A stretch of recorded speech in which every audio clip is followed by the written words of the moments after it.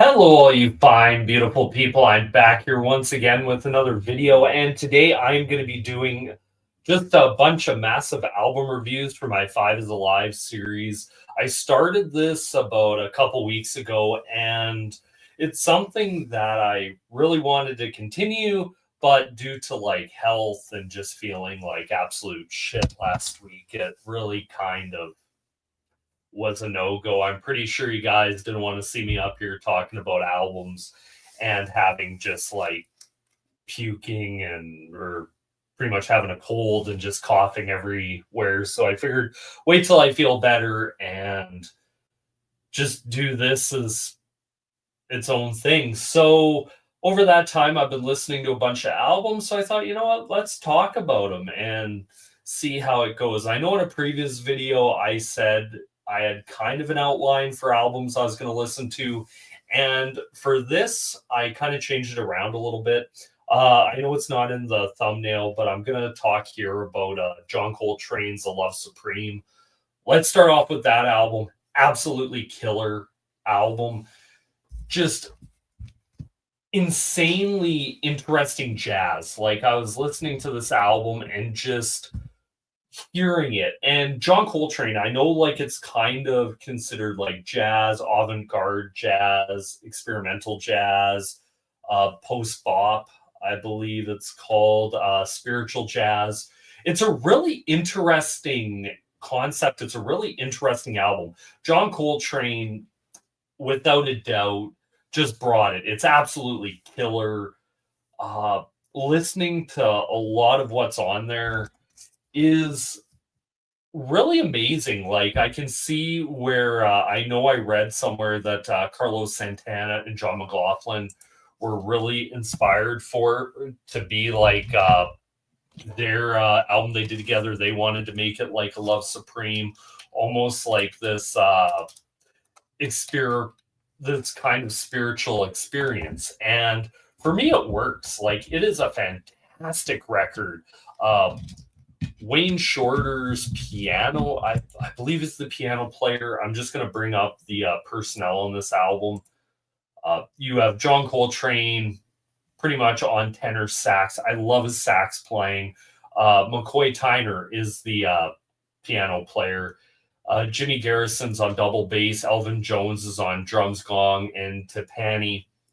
Love the ideas of this. Now, on the original one, songs 3 and 4, Pursuance and Psalms, were very much a kind of combined track. So you can kind of call it like its own little sidelong epic in its own way. It's phenomenal to listen to. I like how it starts off like acknowledgement. It kind of has that whole acknowledgement of what is pretty much like you giving yourself over to something.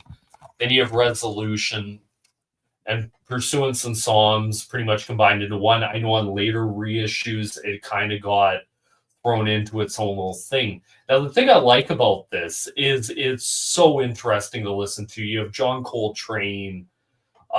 Near the end of the song, you get this vocal kind of chant of a love supreme, a love supreme. But it's not like it usually would be for a lot of other things. It is so interesting. It's so unique. It's kind of more as if it's like spoken word than it is necessarily a chant.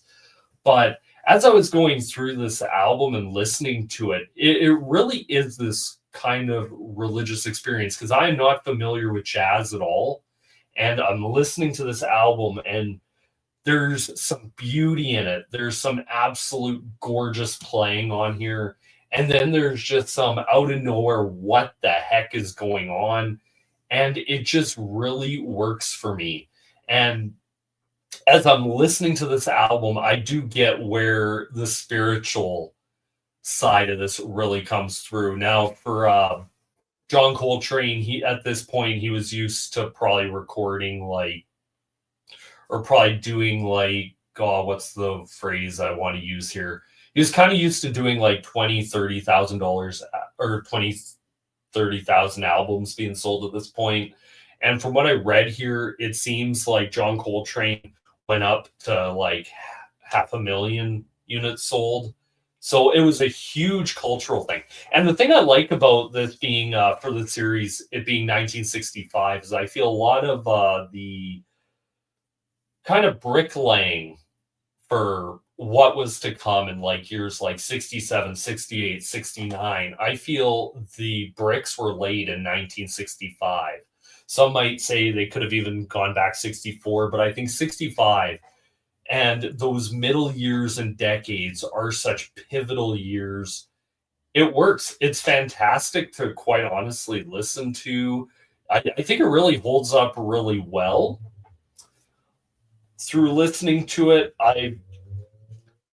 yeah, like the more and more I go listen to this record, the more I absolutely fall in love with it. John Coltrane, for me, definitely worth the price of admission. Like just hearing his sax and everything go on. The piano flourishes throughout here are just beautiful. Like I love listening to this. And as somebody who's not familiar with jazz, I heard a lot.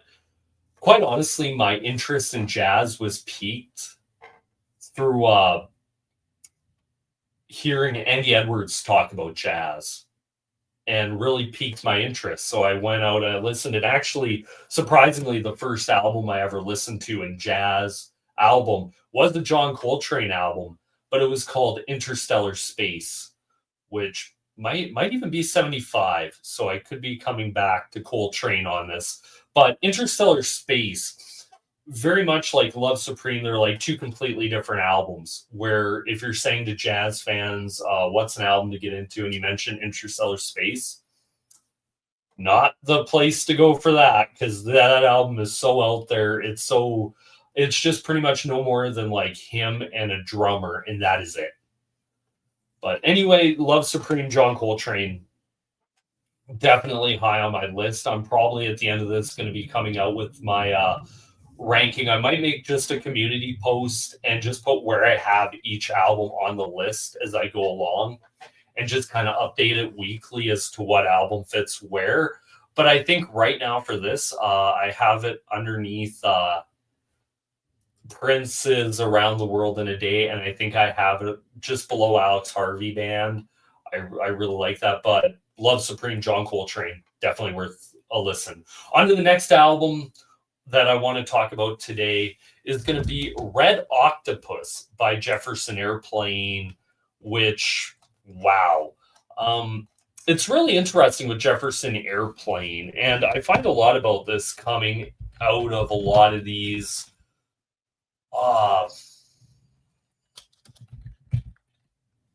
like a lot of these different kind of albums that I'm going to be talking about is like where the 5 is very much a seminal year in the context of these bands. Like for me, Jefferson Airplane, they're the only album I've really gone in depth in with them is Crown of Creation. I think that is a phenomenal album, probably one of my favorite albums to listen to.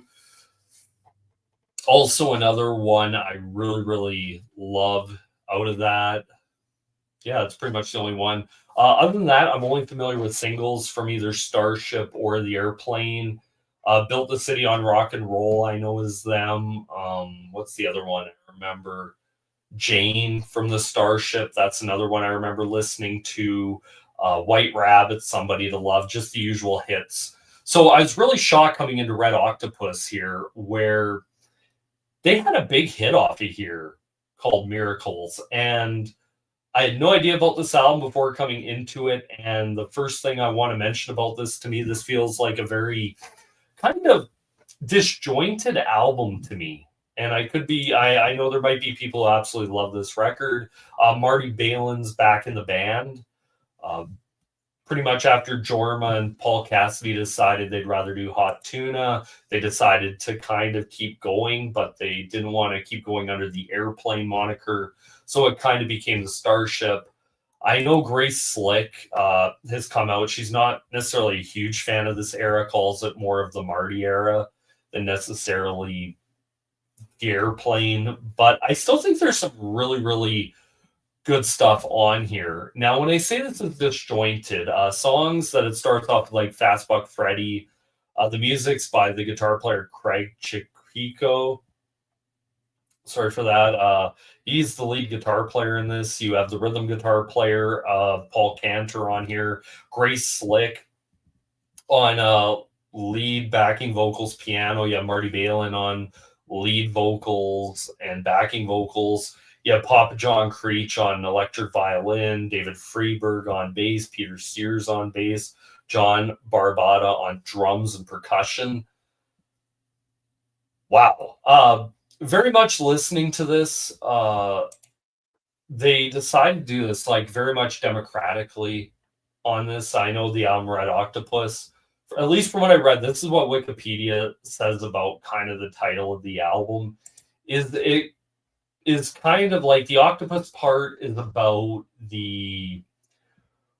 for the 8 members of the band, like an octopus, and then the red is pretty much for Grace Slick's and Paul Cantor's love for like tribute to communist China.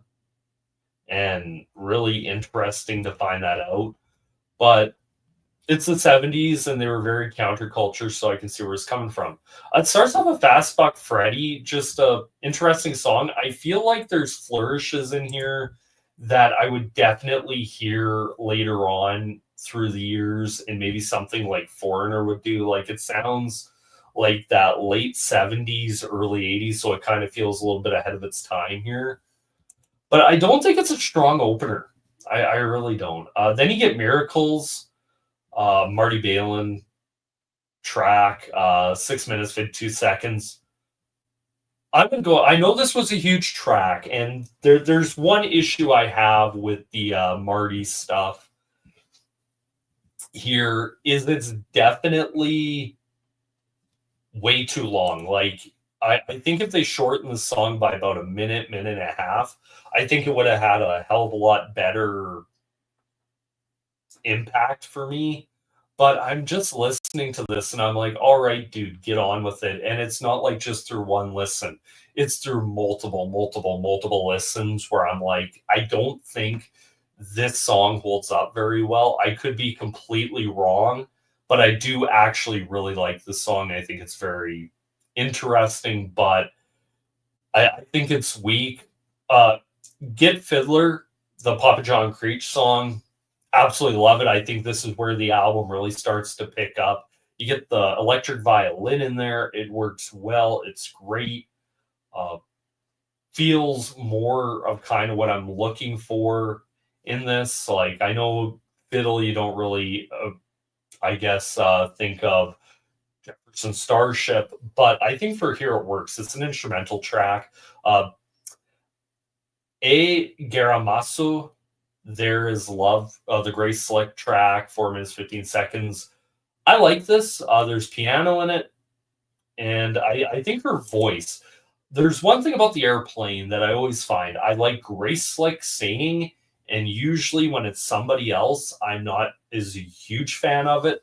But with Grace on this, I think it does work. I think it is really good song on here, and definitely as I go along here, songs like Sweeter Than Honey, the Craig Chiquito, Pete Sears song.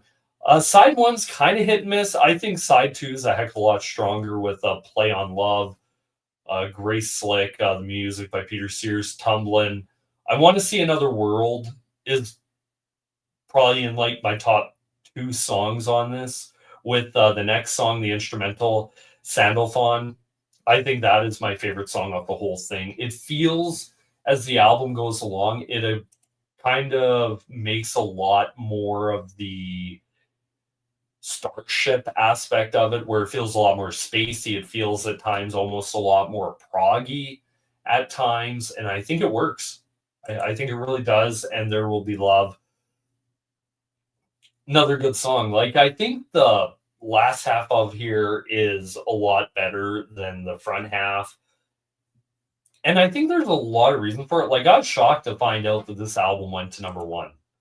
I was absolutely shocked to find this album went to number 1, because I'm like, for the year 1975, and you look at all the great albums released in 1975, does this one stand up even to, let's say, I quite personally actually love the Alex Harvey album from 75, which I think is the only other one I've really listened to from there at this time. I'm not a huge uh, fan of this as much, I think, as people at the time were. But I think as an album, I still think it's a strong album. I definitely say if you're going into this, I think side two is definitely, for at least me, stronger than side one. And even though side one does have moments, like I said, Miracles is like the big hit.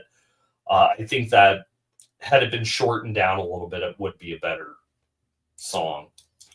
Now going on to the next bit, we're skipping ahead to 1985 and the release from, or how do I put this?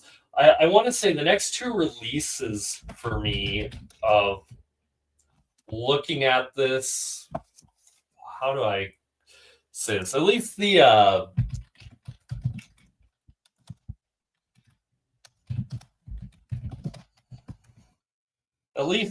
next album one here I want to talk about is the next two,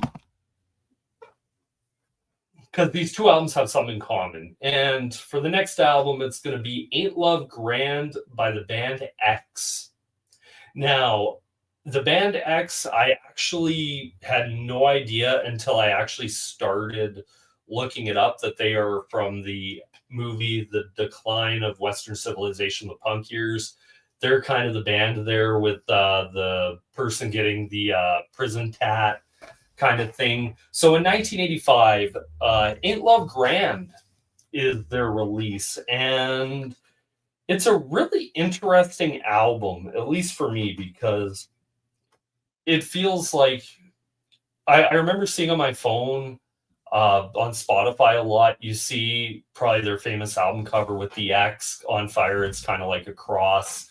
And I was really interested to see that Ray Manzarek produced their first 5 albums. So when they come out, or first 4 albums, so they come out with their 5th, it's a whole new thing.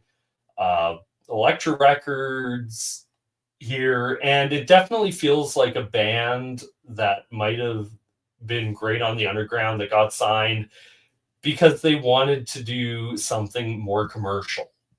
And it has a definite 80s commercial sheen to it.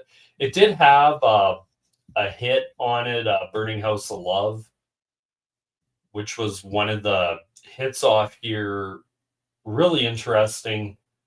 But the personnel in this is Exene Cervenka, the vocalist. She reminds me a lot of, how do I put this? She reminds me a bit of Nina Hagen mixed with Kate Bush.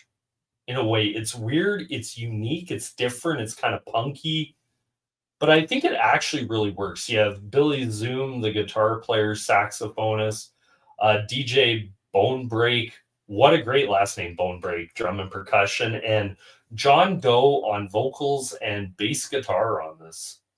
So when I was listening to this album, stuff like Burning Down the House, interesting song.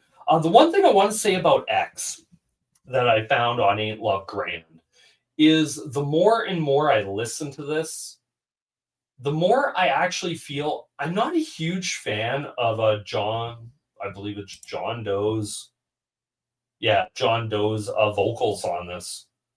Like I like Exene's vocals kind of actually. I find her a lot more interesting on some of these. Burning House of Love was fine. Love Shack, My Soul Cries Your Name, My Goodness, Around My Heart, What's Wrong With Me, All or Nothing, which is Steve Marriott and Ronnie Lane were the writers, so that's a cover. Watch the Sun Go Down, I'll Stand Up For You, Little Honey, Supercharged. Produced by actually Michael Wagner, who anyone who knows anything about 80s production, he's worked with so many different bands. Probably one of the big producers of the 1980s. He's worked with, let's see. I know he's worked with Accept. I know he's worked with Dawkins, Alice Cooper. Who are some of the other ones? I believe Trying to think here. Metallica, I know he's a mixer on that. Megadeth, he's worked with Skid Row, Wasp inside the Electric Circus. He did that album. So he's a very well-known guy in production. And I just think it's one of those where I'm listening to Ain't Love Grand and I'm like, something's missing, if that makes sense to a lot of people. Like, it just feels like a very straightforward radio rock kind of album. And for 1985, it probably was fine. I could see where that would have turned off probably fans from the beginning.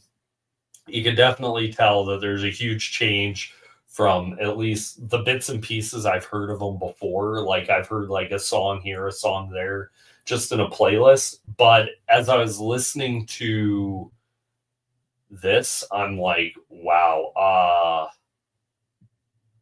not there seems to be something missing. I really like, as I said, Exene. I like her. The guitars on this aren't fine. Or I want to say are fine. The drums are all right. I think it sounds good. Like I think it's a really, really good um, album from there.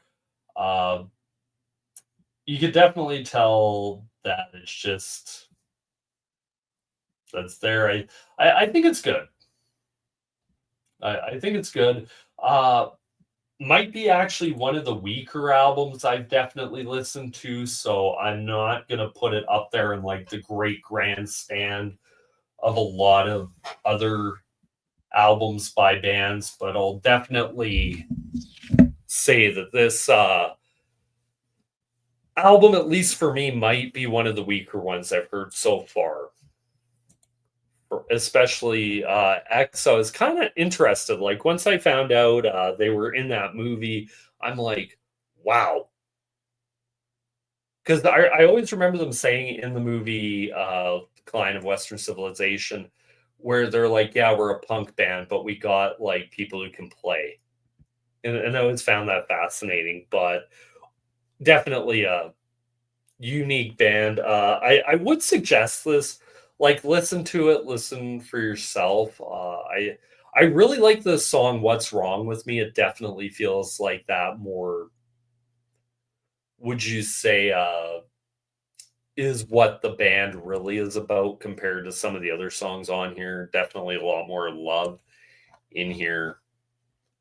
But anyway, on to the next album, which is Loose Nut by Black Flag. Now, it's interesting. When I said these two albums have something in common, the thing I have in common is I knew about these bands before ever hearing any of their music or knowing anything about them. And for those of you old enough to remember early 2000s, I know Henry Rollins actually had a show called the Henry Rollins Show. For those up here in Canada, it used to be shown on something called IFC, Independent Film Channel. So it was really interesting. I always found him interesting. I know he was in Sons of Anarchy for a season. I always found Henry Rollins a very interesting guy. And then I found out, oh, he had a punk band. He was in Black Flag. So I remember listening to songs here and there, and me being not a huge punk fan, never really gave it a shot. So I thought, you know what, with this series of being always in the 5 years, seeing Black Flag had an album, I thought, you know what, let's listen to it. Let's give it a shot, see how it sounds. So its genres are hardcore punk, heavy metal. I think where Exene went and did the rock and kind of punk thing, I think this fits more, especially the aggression, everything with Black Flag. Henry Rollins on lead vocals, Greg Ginn on guitars, Kira Rossler on bass, backing vocals, Bill Stevenson on drums, Raymond Pettibon is the artist, and Milo Ackerman on backing vocals on Loose Nut. Great album. Love the energy. The title track. The thing I love about this album is especially songs like Modern Man, which might be one of my favorites off of here. You have Loose Nut, Bastard in Love, Annihilate the Weak, Best One Yet, Modern Man, This Is Good, I'm the One, Sinking, Now She's Black. One thing I love about Modern Man is when they do kind of the punk thing or when they go in and do the heavy metal thing, I think it works so well because it's kind of like that slow, doomy Black Sabbath uh, punk kind of metal thing going with the punk. So I think it works well. Henry Rollins' voice is great. Definitely has a, oh, what would I put there? Definitely for me has a, how would I say that? Think I lost my train of thought there. Yeah, just with this album as a whole, like Henry Rollins' great vocals. I think he fits this whole kind of punk metal thing. It kind of feels, I'm not sure if you call it like crossover album, but kind of has that. Now She's Black is a interesting song. I like a lot of this album. The one thing I like about this album is it's so short, it's under 35 minutes. So no matter what, it's like in, it's out, nothing outstays its welcome. Like I think the longest track on here is Now She's Black. It's like 4 minutes, almost 5 minutes. Great song. One of those things where if you're not into punk, this might be the album where I say start here because I love this record a lot. Like this is something where I'm like, I like this. And I'm not sure if it's because it does have that metal influence or the fact it's so well produced.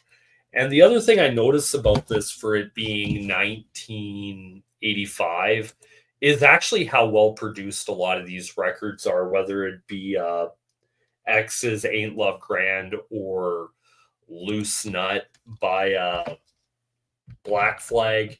Definitely has great production on it. Definitely not how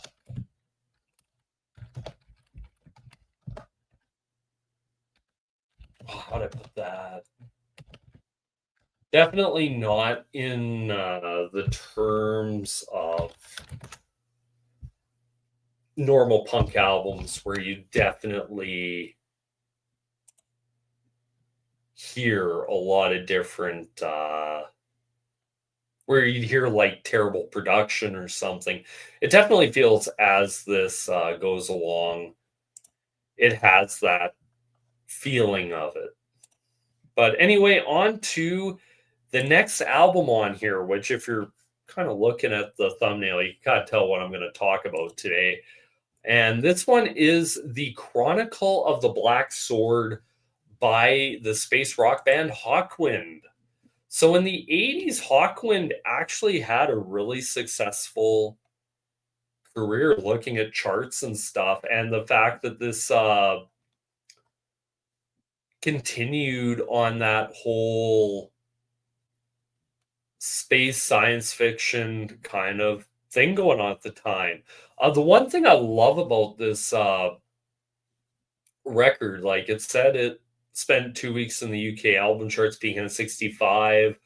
The album's based along the adventures of Elric of Melnibone, or which is Michael Moorcock, who is a long-standing writer with the band. Many different bands. Blue Oyster Cult's another one that used them, at least that I remember. Cultosaurus Rectus is one of his albums he did. I believe even Fire of Unknown Origin is also one that had him on there. But once again, I've heard songs here and there. Assault and Battery is one, Into the Void with that as well. Levitation with Ginger Baker was on that album. Songs here and there from them. But this is like the first full-length Hawkwind album I actually went into.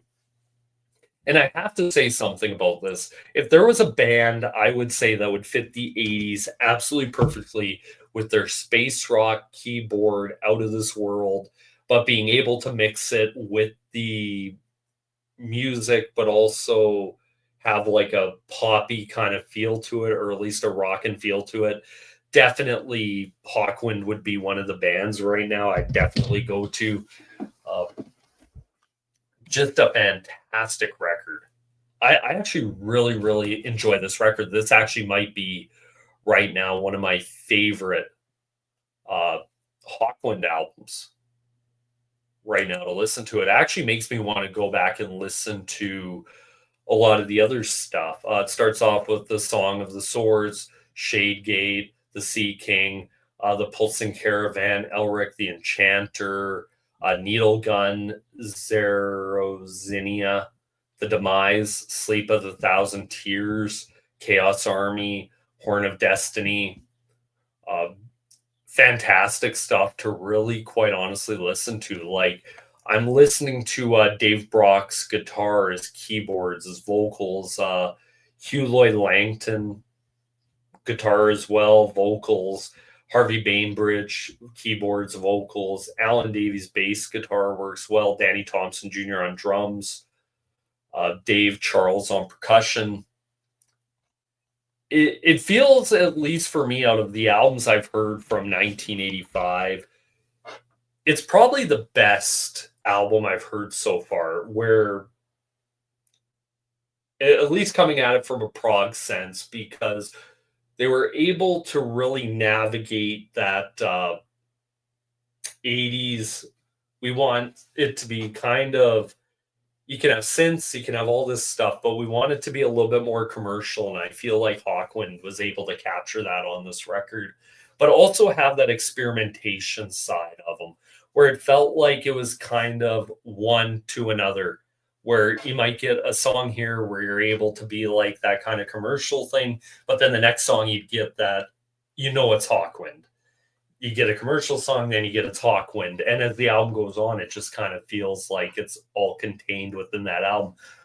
I have to say, I really enjoy this record a lot. Some of my favorite stuff on here, like, I really like the Pulsing Cavern, Elric the Enchanter is really good. Needle Gun, uh, Sleep of a Thousand Tears, love that song.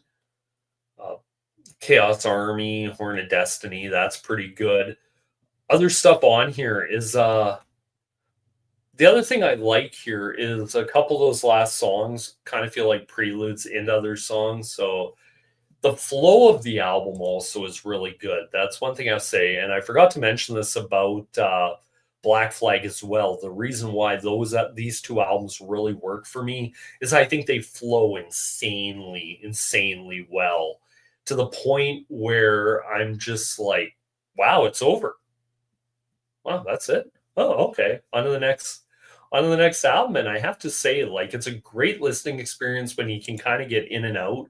And that's one thing I like about a lot of these albums from this era, is because, like I said with Black Flag, it was like 34 minutes it's done. This one's 37 minutes, 12 seconds. It does not overstay its welcome. It is absolutely fantastic. Definitely, if you're a Hawkwind fan, I'm sure you've heard it. If you're not familiar with Hawkwind, I might actually suggest starting here. I love starting at middle parts with bands instead of right at the beginning, because then if you can go forward or back, kind of give you a thing. Well, okay, might not like this, but I definitely like this and all this stuff. And it kind of allows you to do that whole moving around thing. But trying to think of where I would put this album on the ranking list. Like I said earlier, I might actually just come out and put all these albums in a ranking list and a community post of where I have every album so far, just so you guys kind of get a reference. For this album, I'd probably put it, it's not as good as Around the World in a Day by Prince. I like that record a lot more. Sensational Alex Harvey Band, I like it more. I like it more than A Love Supreme by John Coltrane. I'm probably going to say, actually, yes, I'll put this ahead of A Love Supreme by John Coltrane, at least for me. fantastic record. Probably put Black Flag. Ooh, where did I put these? Yeah, I'm gonna have to do a community post and figure this out before I actually start placing where I'd have these albums. Because there is a lot about these where the reason why I chose a lot of these records is they appealed to me. I liked the cover, or I liked kind of the idea of some of these bands, but is what it is. And just looking through the years and looking at just randomly whatever I want to listen to. But continuing on in 1985, another album that came out that year is Eric Clapton's Behind the Sun, which is the Eric Clapton in the 80s. I didn't think much about it for this because I'm like, well, it's just Eric Clapton. Uh, Not a huge fan. Definitely like his Cream stuff. I thought Cream was interesting. His solo work is very. I've heard a lot of his hits, but I've never, outside of the Cream stuff, really delved into an Eric Clapton album. So this was actually quite a shock for me. The other reason why I decided to do this Eric Clapton album is because of one name on it, and that would be around this time. My co-host on the Prog Corner, Mr. Scott Lade, when he said in the 80s Eric Clapton was or not Eric Clapton, when Phil Collins was everywhere, Phil Collins was everywhere, and he was on this album by Eric Clapton. The other reason why uh, it's really interesting is I was reading up on this album because I'm like, well, do I want to do this album? And I heard one thing that he completed the album, he turned it into the label, and the label told him he didn't have a hit. So I think what Eric Clapton said, well, who are two of the big names in music at the time? And he probably looked at it, said, well, Phil Collins was definitely one with In the Air Tonight, his work with Genesis. 80 by that point, uh, the self-titled came out and they were huge. And also Toto, I actually believe that Africa by Toto would have been around that time because Steve Lukather of Toto is on this record as well as Lindsey Buckingham of Fleetwood Mac's on here. It kind of feels pretty much looking at this whole thing like it is just Jeff Porcaro, I believe, of Toto as well is on here. It just feels like Eric Clapton and friends wanted to put out a record, and looking at it, I'd say it is a really good record. The track listing is She's Waiting, See What Love Can Do, Same Old Blues, Knock on Wood, Something's Happening, Forever Man, It Depends, Tangled in Love, Never Make You Cry, Just Like a Prisoner, and Behind the Sun. Definitely, I will say this. See What Love Can Do definitely played on the radio. I remember hearing that before. Just wow. Interesting album. Definitely has that 80s feel, that 80s sheen to it. But you hear a lot of like Eric's guitar solos on here, just especially the one on Just Like a Prisoner. Absolutely gorgeous. I love that guitar solo on there. See What Love Can Do. You could definitely tell it's 80s by the guitar sound on it as well. The guitar sheen on it, where beforehand you'd get kind of like that raw bluesy guitar. This feels like a lot more produced, a lot more compressed guitar solo. Also, I'm not sure if it's just because I'm listening to it on Spotify, if that has something to do with it as well. But listening to Eric's guitar tone on here, wow.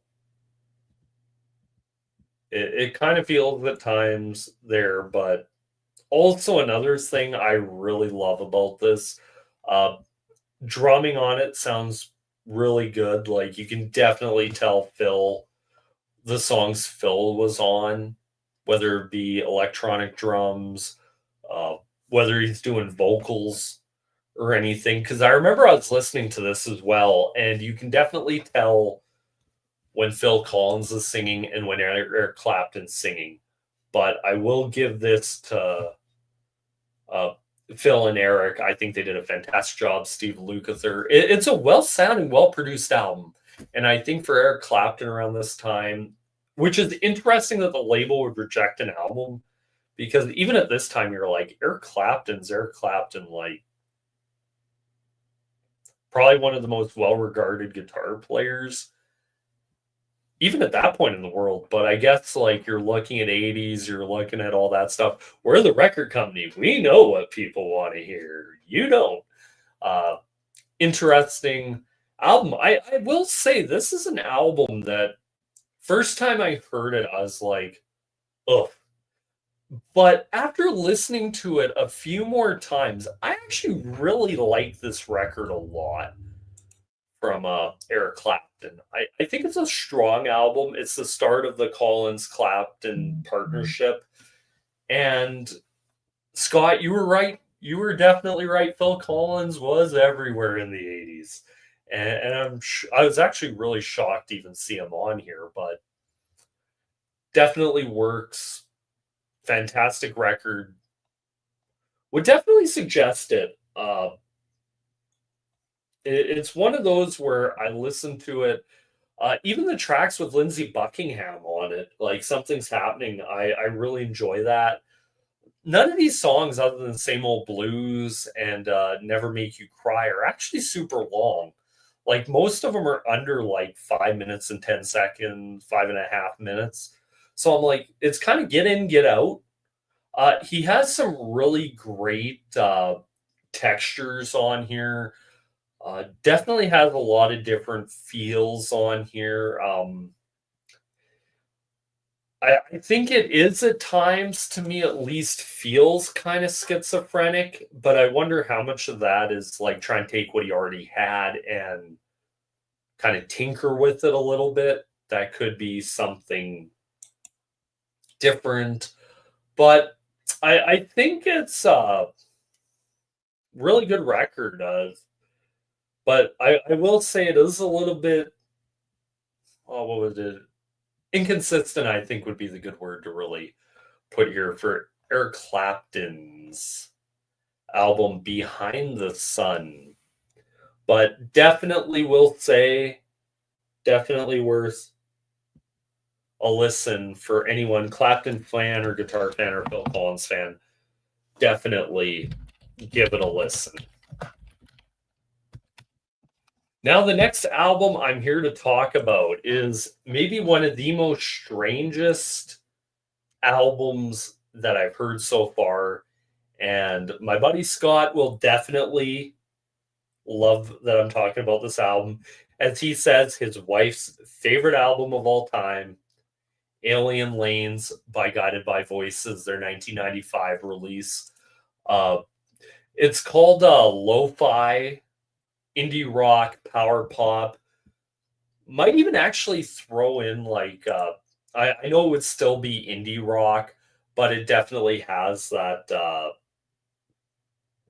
Flaming Lips at times. You can hear like Flaming Lips, you can hear Green Day, you can hear a lot of different influences. The thing that I'll definitely say about this before going into it's really hard to talk about an individual song off of here when nothing here go where you have songs that are like a minute and a half, 58 seconds, 2 minutes 24, Watch Me Jumpstart. You can kind of, There Are No Witches, 51 second.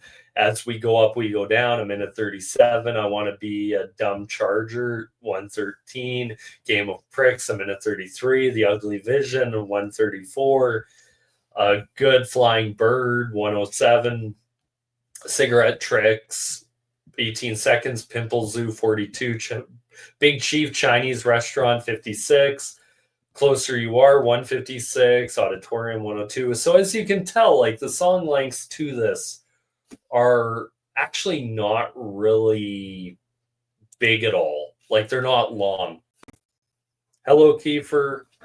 Seeing the chat there. But Guided by Voices, Robert Pollard, vocals, guitar, drums, percussion, keys. Tobin Sprout on vocals, guitar, bass, drums, percussion, piano.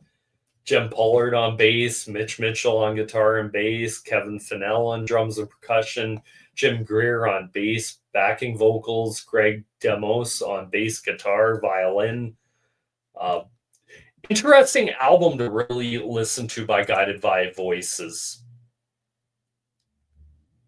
Yeah, Kiefer, I'm definitely talking about Guided by Voices. For me, this album cannot be talked about,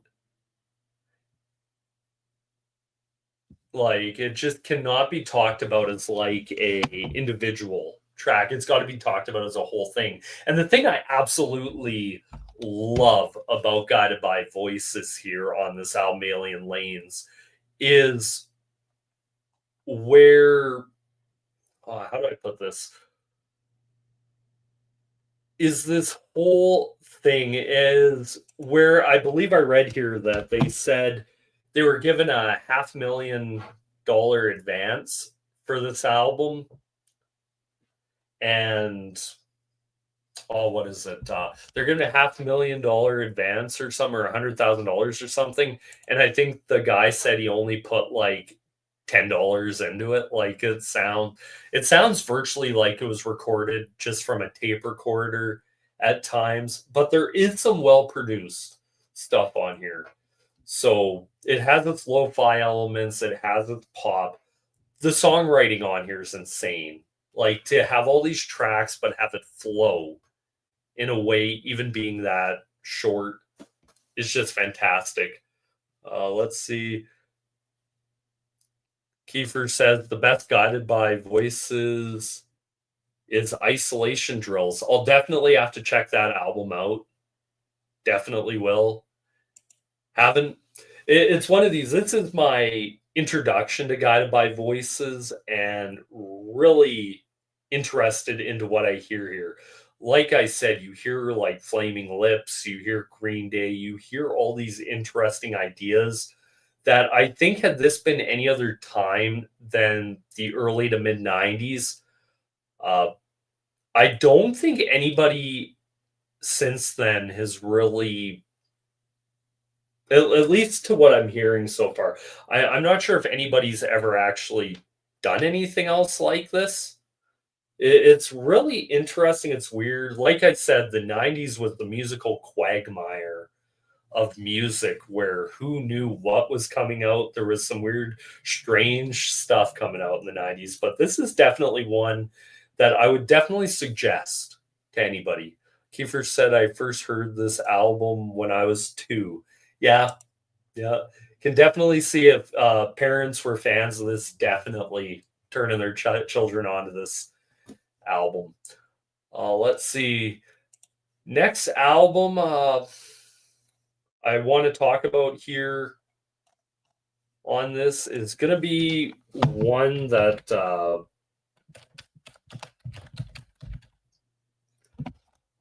is also my first real, other than the hits, first real foray into the White Stripes and Get Behind Me, Satan from 2005. So I'm finally breaking into the new millennium with an album. And the one thing I have to say about Get Behind Me, Satan, I definitely have heard the previous album before, Elephant, I believe it was, with Seven Nation Army, Hardest Button to Button, which I believe are like the big hits off of there. You heard them everywhere, even to this day.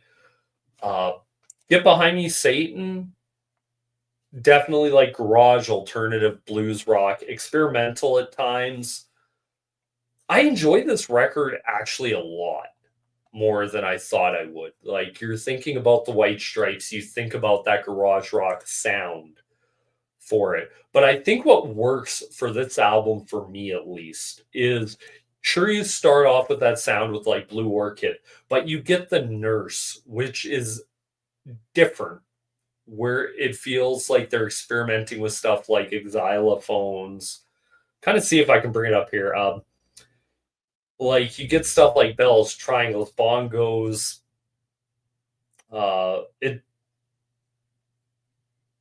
Then you get stuff like piano, bass, mandolin, marimba, tambourine, Jack White songwriting, producing, mixing, Meg White's on drums, bongos, yeah, all that stuff.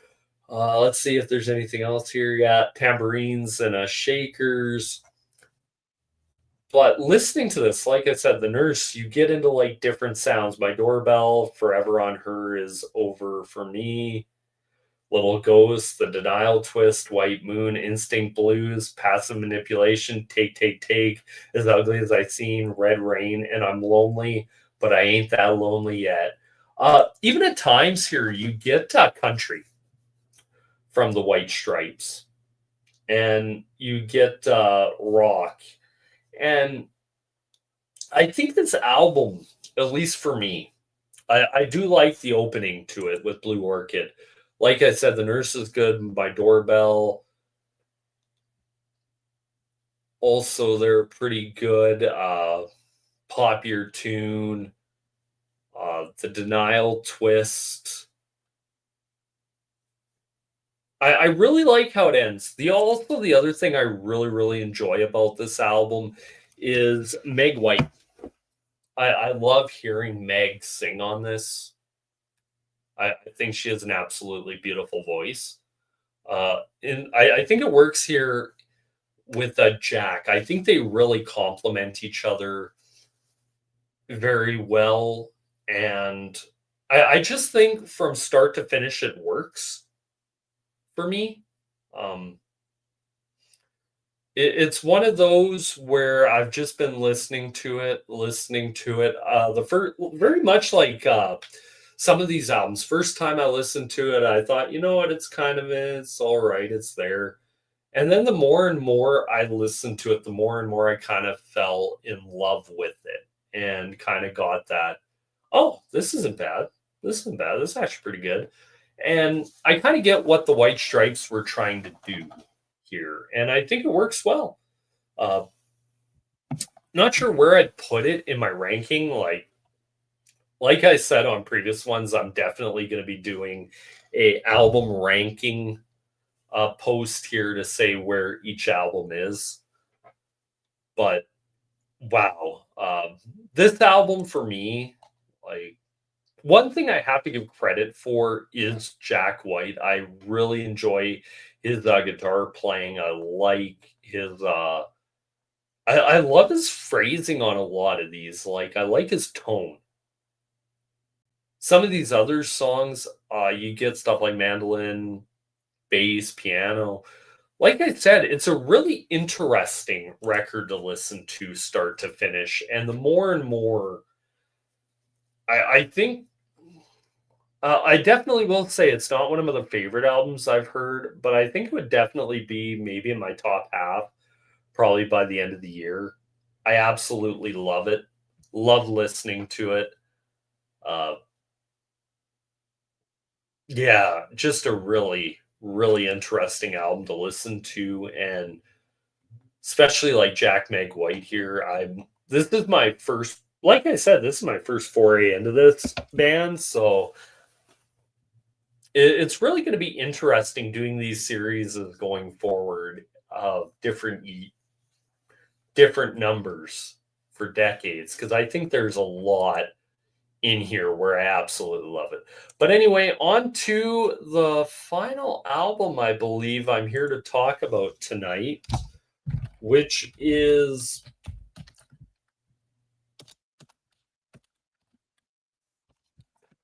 one that up until like a couple days ago, like I was probably going to finish it off with the White Stripes and that.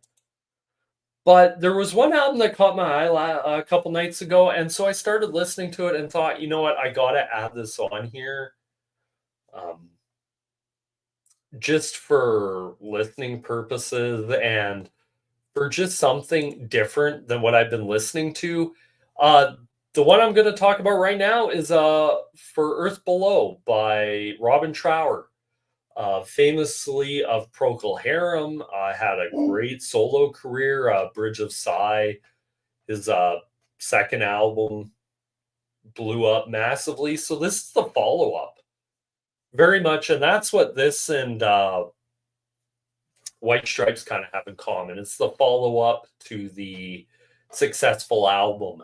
And it starts off with Shame the Devil, It's Only Money, Confess in Midnight, Fine Day, Olitha, A Tale Untold, Gonna Be More Suspicious, and For Earth Below. The one thing I want to say about this genre is blues rock, hard rock. I love this record as a three piece. I have to say, I love this record as a three piece. Sorry for my dog barking in the background. He must see something that he absolutely, really, really loves. Um, but Robin Trower on guitar, I have to say, I love his tone. I love his phrasing. Uh, that's one thing I'll give Robin Trower. I'm not familiar with them. This is my first foray into a Robin Trower full album, other than BLT. That one I've heard with Bruce, and I can't remember who L is, but I do know T is Trower. I heard the BLT album just because of BLT. I'm like, I got to give that a listen. But for Earth Below, some absolutely phenomenal guitar playing on here. Some great bass and vocals by James Dewar, and Bill Lorden on drums. I feel like Trower and Dewar have a great chemistry together. Just two great. It's like listening to this band, whether it be Trower, whether it be Dewar, whether it be what's his name, Lorden, Bill Lorden, the drummer. It's really interesting to listen to and to really hear. Like I love listening to three pieces because especially in this, it's very hard to kind of hide in a three-piece band. Like that would definitely be something I would say is especially in like a lot of bands, like especially stuff like Cream and Rush and oh god, many countless other ones. Like it's hard to, especially in a three piece, it's hard to just be hiding in there. So you have to kind of be out there. And I think Trower does really good. Continues this weird obsession he had with different shaped covers or weird covers that to me are like, what is this? Uh, said in 75, it peaked at number 5, which I could see because I think a lot of people who maybe bought Bridge of Sighs would definitely go out listen to this. Um, and I definitely think it's a good record. I'd have to go listen to Bridge of Sighs to hear if it's better than that. But I absolutely love uh, For Earth Below by Robin Trower. Like, me being a guitar player, as you can tell, I have some guitars in the background there. See if I can. There they are. Not anywhere near the level of any of these guys. Like, it was more just, I guess you'd say right now, a hobby. But definitely enjoy the album. Like, that's one thing I have to say as overall, I've enjoyed this kind of, oh, how would I put it? I've really enjoyed this journey of these albums.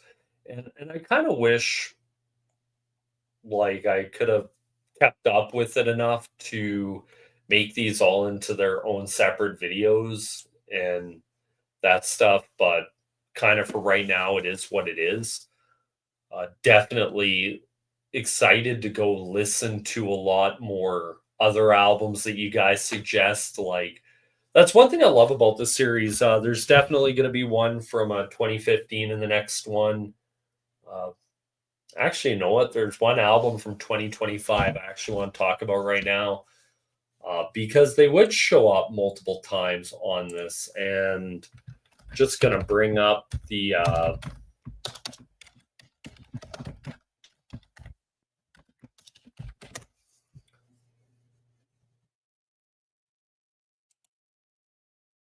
See if it has it here.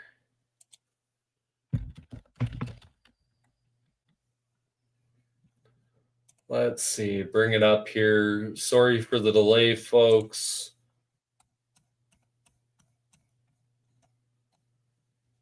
Gonna bring up from 2025 here, Curious Remnant or Ruminant by Jethro Tull. This is an album I've wanted to talk about for a while and kind of missed what I felt like my chance to talk about it. But I'll definitely talk about it here. For me, this album is really good. Definitely progressive rock, folk rock by Jethro Tull. Has Ian Anderson on flutes, vocals, acoustic guitar, tenor guitar, mandolin. David Goodyear on bass, John O'Hara on piano, keyboards, accordion, John Clark on electric guitar, and Scott Hammond on drums. One thing I'll definitely say about this record, Curious Remnant by Jethro Tull, is I think this is actually the best produced and best sounding album he's done since he came back with the Zealot Gene. For me, at least, I absolutely love this record a lot. Like I've been listening to it off and on since it came out, and each time I listen to it, I love it.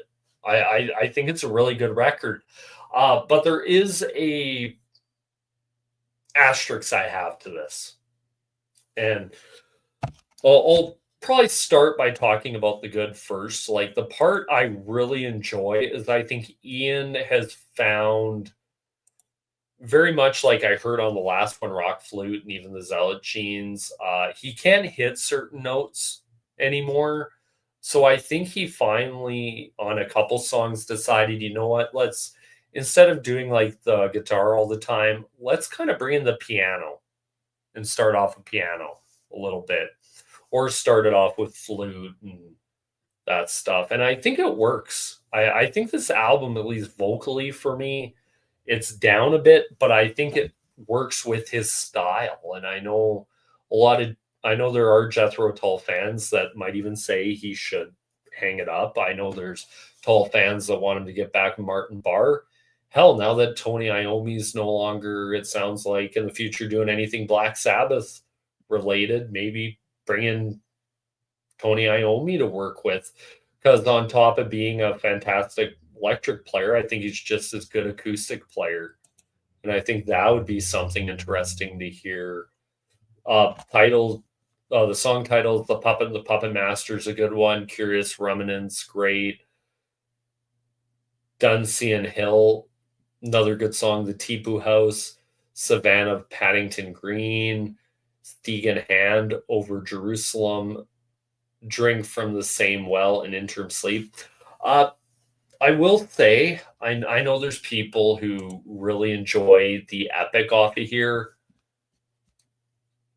I'm not sure if I enjoy it as much as others. There's part of me that feels like it goes on way too long and it kind of loses me, but that could just be me. And the reason is because it's such an outlier. Like on the whole album, like you have Puppet and the Puppet Man, like all the other songs are virtually under 6 minutes. And then you have a 16:39 song, and you're like, wait a minute, what's going on here? But the thing I will give it, there, like I said, there is some stuff where I'm like, you know what, it works. There's some stuff where it's like it doesn't. Is it the worst thing I've ever heard? No. Is it the worst Jethro Tull album I've ever heard? I don't know. I quite honestly, like the more and more great thing about this is with Tull is because 75 you got Minstrel in the Gallery. I believe their 85 would have been let's go back here and see. 85 for them would have been nothing. Oh wow, I just missed Under Wraps. That would have been a great album to go to, but I know Roots and Branches was 95, so that one in the list. So Minstrel in the Gallery, Roots and Branches in this one, 2025. So I am in the new millennia. I think Ian Anderson is interesting for me because around that time he's done work with Opeth. That's another band that I think works well with him. But yeah, there's a lot to listen to here on this album. I think the flute is always going to be Ian's strong point. Uh, I know after the last album, I kind of gave it. I was very high on the last album. Even this album, I'm high, but I think my expectations are a lot subdued for this. I definitely like it. It's going to be interesting to see where it fits on this ranking because, wow, give it a couple. Probably tomorrow I'll have the ranking video out. But definitely love this album. Like, Five is Alive. Like I said in the thing, I actually spelt it wrong. So let's see if I can edit it here and just kind of do it this way. Put that in a. Yeah. There we go. Got that. But yeah, it's a massive album review. Debating next week whether I do one to catch up on everything that I missed and kind of keep this going. Definitely love doing these. Like, there's so many great albums to talk about. Maybe next time I'll be a little bit more prepared, maybe to add in album slides here for you guys so you can see what album I'm talking about in this. But really enjoying the album. If you guys have any questions, put them down below. Kind of gonna explain what Five is Alive here is for anybody who doesn't know. It's where I'm taking an album for year ending in five and just doing album reviews on them. So it could be like 55, 65, 75, 85, 95, 2005, 2015, 2025. So you never know quite what's going to show up. And the reason why I decided to do this is I was really excited to kind of venture outside my normal music listening and kind of force myself to listen to stuff that I want to listen, that I've always wanted to listen to, or stuff that I've kind of been like, do I want to listen to that? It gets me completely out of my comfort zone. And that's something that I've really enjoyed here with everybody. And it's one of those where the more and more I just listen to music, the more I just fall in love with it. I know for me coming up here sometime in the future, I started listening to Pimp a Butterfly and figured, you know what, there's a lot of stuff in there to talk about, and that might be one I talk about in the future. Not sure yet where I want to go next on albums, because let's face it, 75 just in its own could have probably had this series, but I wanted to venture out past that. Definitely going to be listening to more albums from 95. I think coming up in the next one might be Motorhead's Sacrifice might be in that. Really interested to hear kind of what you guys would love to hear. Like, I'm always open to comments for albums for stuff ending in five. Definitely put it in the comments. Let me know what you guys want me to listen to. There is some albums that I'm just going to have single album things for. Definitely, what's stuff I kind of wanted starting off here, especially to not talk about a lot of the big albums of the years, because I feel like some of those, especially 75, have been talked to death. That's where you get Wish You Were Here. That's where you get Physical Graffiti. What else is there? I believe Toys in the Attic, Aerosmith is 75. I could be wrong about that. So many different stuff. Like, these are just interesting albums to listen to, whether it be The Airplane, whether it be Hawkwind, John Coltrane. Definitely going to be some jazz fusion coming up, especially funk, especially from 70s. I'm always interested in listening to kind of funky jazz stuff now. And I think Mahavishnu Orchestra is going to get their 75 release, Return to Forever. Sorry for my dog barking in the background. He must see something out the window he absolutely really, really enjoys. But there's going to be a lot of different stuff. Going to start incorporating progressive rock into this as well. For those of you who don't know, I'm a big fan of progressive rock. Not necessarily as much progressive metal, but definitely progressive rock. And could be some coming up. I think Vandergraaf Generator's Gold Bluff, Peter Hamill's Nadir's Big House, I believe it is also another one I thought about. Even thought about doing like some pop singer-songwriter albums, stuff by like Carly Simon, Melissa Manchester's another one, The Carpenters is another one. Thought about doing. There's just so many. It's endless. That's why I love this. Is it's endless. Even thought about doing Megadeth's 85. So far, so good. Killing is my business and business is good. That's right. For 85. Yeah, definitely. A lot of interesting albums to really step back, look at, see. Dark Throne's another one I think I thought about doing. But anyway, once again, I have to say thank you guys so much for watching. This is me here signing out to handle my dog. Peace.